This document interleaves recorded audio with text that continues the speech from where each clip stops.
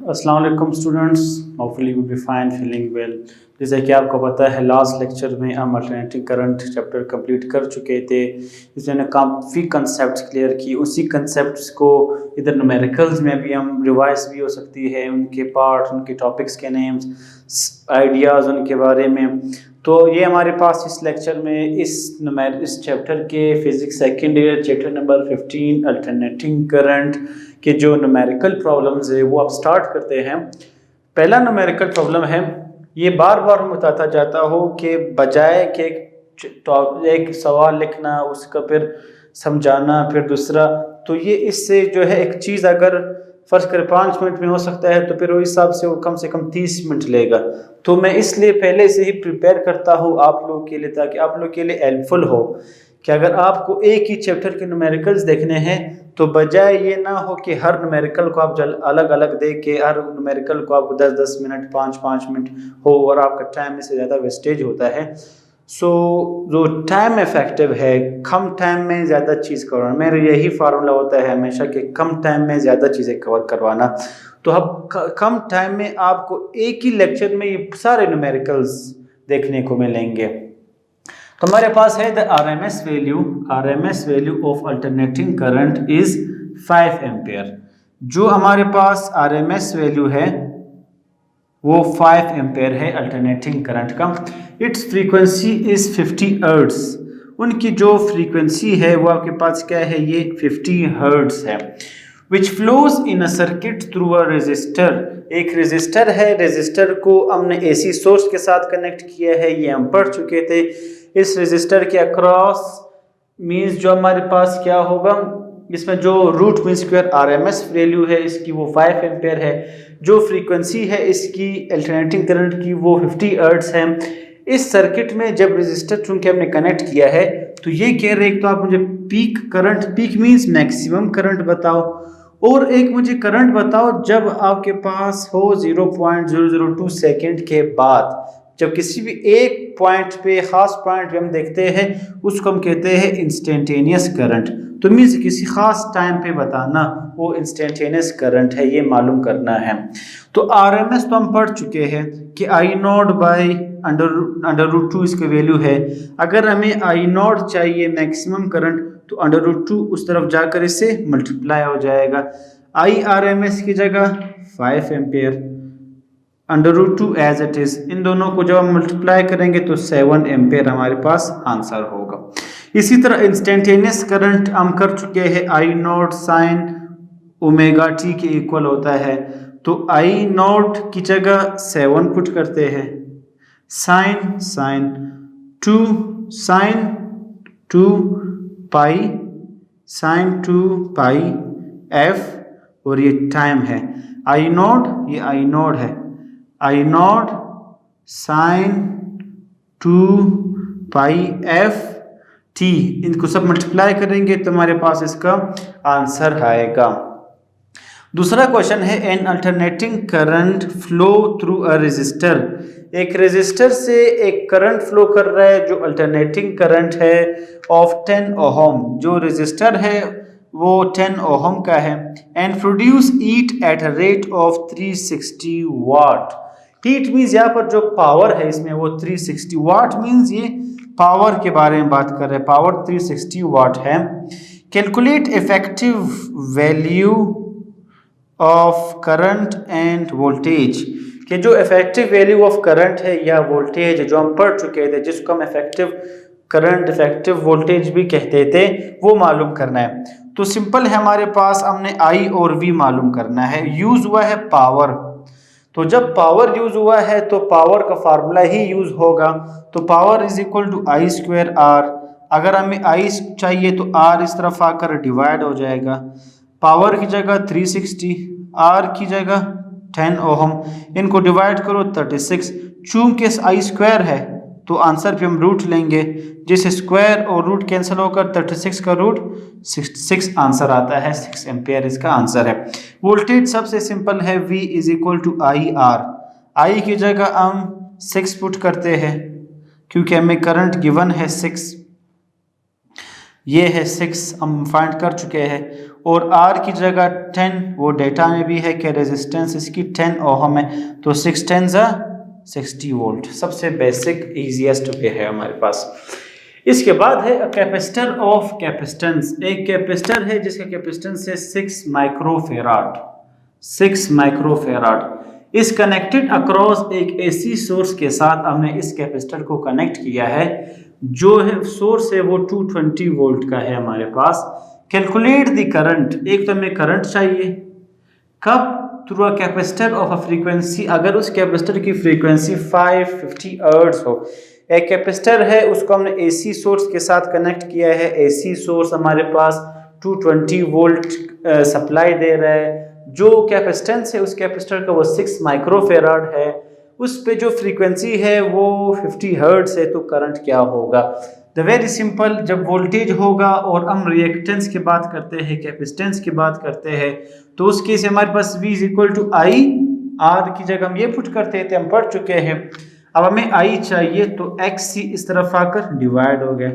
अब V की जगह 220, XC कैपेसिटिव रिएक्टेंस है ही नहीं, तो हम करंट कैसे मालूम करेंगे? तो इसलिए सबसे पहले हम कैपेसिटिव रिएक्टेंस मालूम करते हैं, जो हमारे पास 1/ओमेगा C के इक्वल था। ओमेगा 2 पाई F के इक्वल है। 2 पाई means 3.14, F means 50 hertz and C means capacitance 6 microfarad. इनको डिवाइड करेंगे तो 530.785 आंसर आता है। तो इस XC की जगह फिर हम 580.785 आंसर जब पुट करेंगे तो 0.4 एम्पियर हमारे पास आंसर होगा। An inductor of inductance 0.6 Henry is connected across AC source of 220 volt. वही क्वेश्चन है, सिर्फ फर्क वहां पर कैपेसिटर था, यहाँ पर इंडक्टर। एक इंडक्टर है जिसको हमने एक एसी सोर्स के साथ कनेक्ट किया है। सोर्स मींस कितना सप्लाई दे रहा है? 220 वोल्ट का सप्लाई दे रहा है। इस इंडक्टर का इंडक्टेंस कितना है? 0.6 हेनरी। Calculate the current. एक तो करंट हमें चाहिए through inductor if it's frequency if is 50 hertz. बिल्कुल वही क्वेश्चन है, वहां पर कैपेसिटर था, यहाँ पर इंडक्टेंस है। कि अगर हमारे पास एक इंडक्टर हो 0.6 हेनरी का, उसको हम एक एसी सोर्स के साथ कनेक्ट करते हैं 220 वोल्ट, उस इंडक्टर की जो फ्रीक्वेंसी है वो 50 हर्ट्ज है, तो मैक्सिमम करंट या मींस करंट क्या होगा?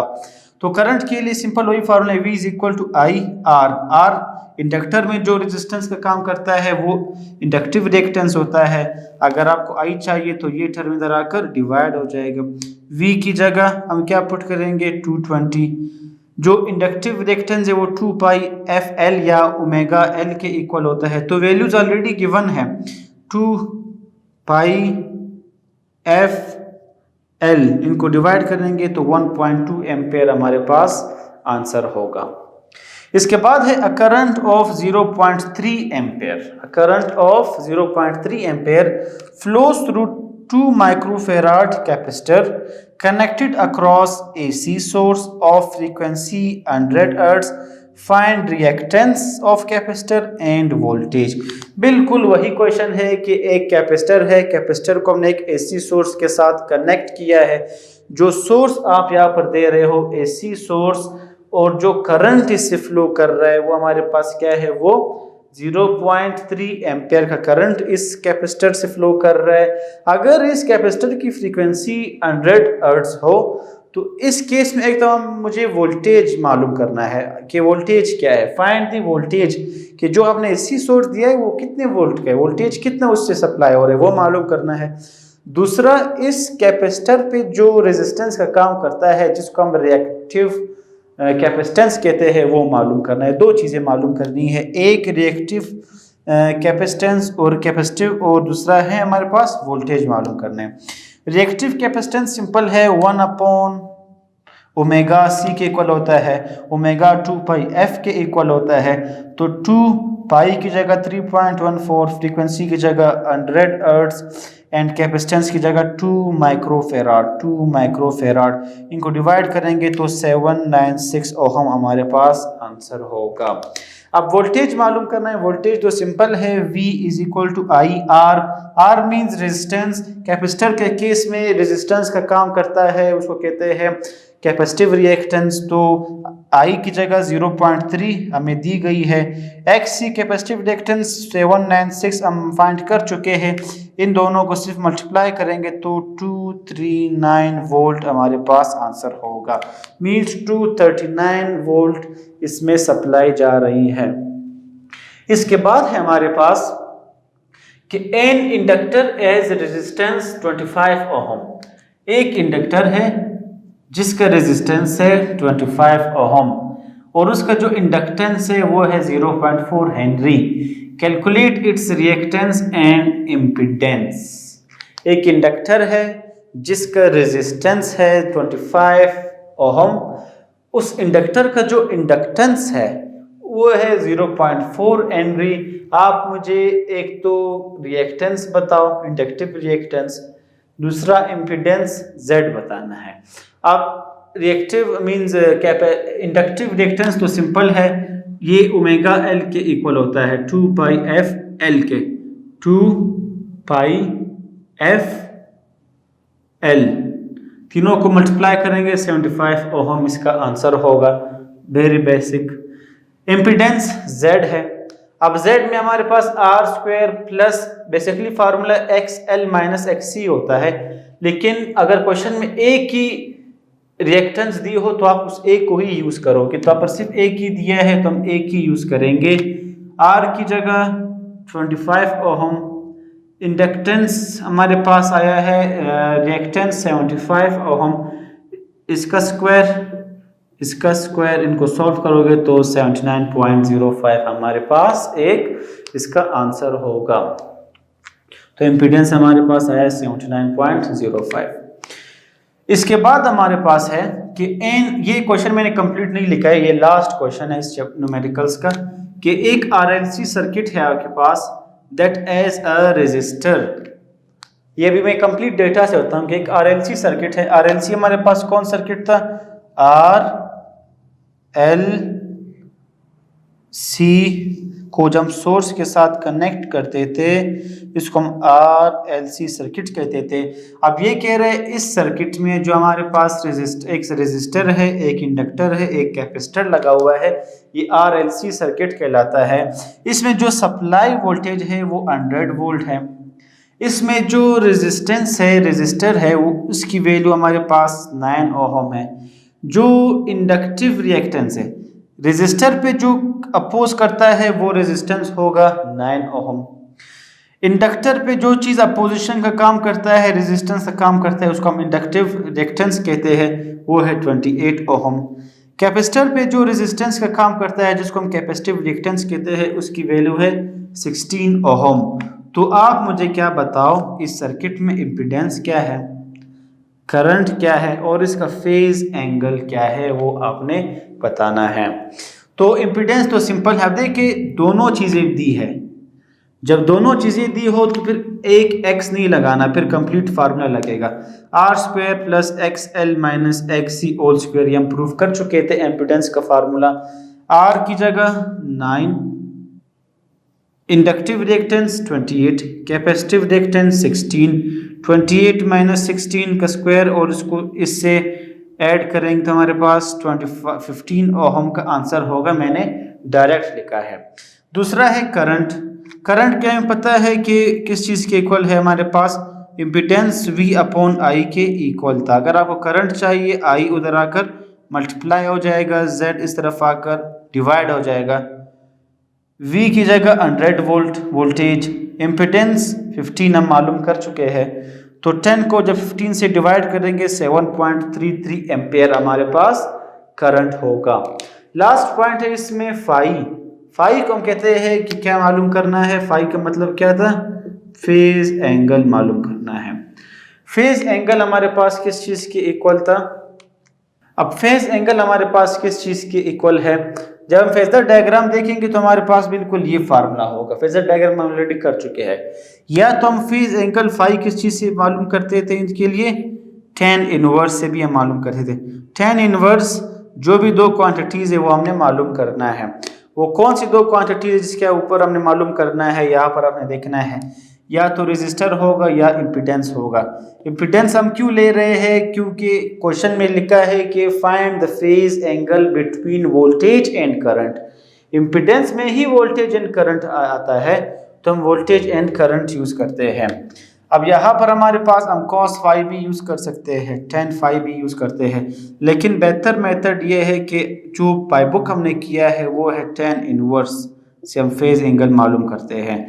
तो रेजिस्टेंस हमारे पास क्या है 9 ओहम, जो इम्पीडेंस है वो ऑलरेडी हम मालूम कर चुके हैं, वोल्टेज और करंट का जो इम्पीडेंस था वो मालूम कर चुके हैं 15 ओहम। इन दोनों को डिवाइड करेंगे, फिर इसका tan इनवर्स लेंगे तो 53.1 आंसर आता है। एंगल है फाई है तो उसको हम डिग्री में लेते हैं, ये है इसका आंसर। तो ये थे हमारे पास चैप्टर नंबर 15 अल्टरनेटिंग करंट के न्यूमेरिकल्स। उम्मीद है आपको चैप्टर के टॉपिक्स सब कुछ क्लियर हुआ होगा। मैं एक बार फिर समराइज करता हूँ। हमने अल्टरनेटिंग करंट पढ़ा, जिसमें हमने अल्टरनेटिंग करंट, अल्टरनेटिंग वोल्टेज, इनके दरमियान वोल्टेज करंट के दरमियान जो फेज है, इन फेज आउट फेज, इसमें जो फेज लैग कर रहा है, जो फेज लीड कर रहा है, वो हमने पढ़ा। फिर हमने 3 केसेस देखे कि अगर हम रेजिस्टर को लगाएंगे तो क्या होगा, इंडक्टर को लगाएंगे तो क्या होगा, वोल्टेज करंट का रिलेशन, अगर कैपेसिटर लगाएंगे, इंडक्टर लगाएंगे तो क्या होगा। इसके साथ साथ हमने फिर इनको सीरीज कनेक्शन में देखा, RLC सर्किट, कि अगर 3 सर्किट हो, जिससे हमने इम्पीडेंस के टॉपिक भी कवर किया था।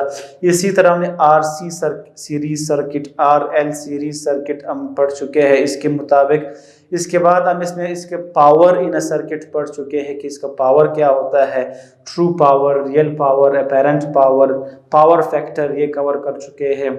इसी तरह हमने इसमें फिर इलेक्ट्रोमैग्नेटिक वेव्स देखे, इलेक्ट्रोमैग्नेटिक वेव्स के टाइप्स देखे, उसमें जो radio signal, audio signal, radio waves, radio frequency, इनकी जो ट्रांसमिशन है, जनरेशन है, रिसीविंग पार्ट है, ये सब हम कवर चुके हैं। और लास्ट में हम इनके न्यूमेरिकल्स कर चुके हैं। तो उम्मीद है आपको काफ़ी हद तक समझ आ गया होगा। So thank you all of you. Next lecture में इंशाल्लाह हम चैप्टर नंबर 16 स्टार्ट कर लेंगे। थैंक यू, अल्लाह हाफ़िज़।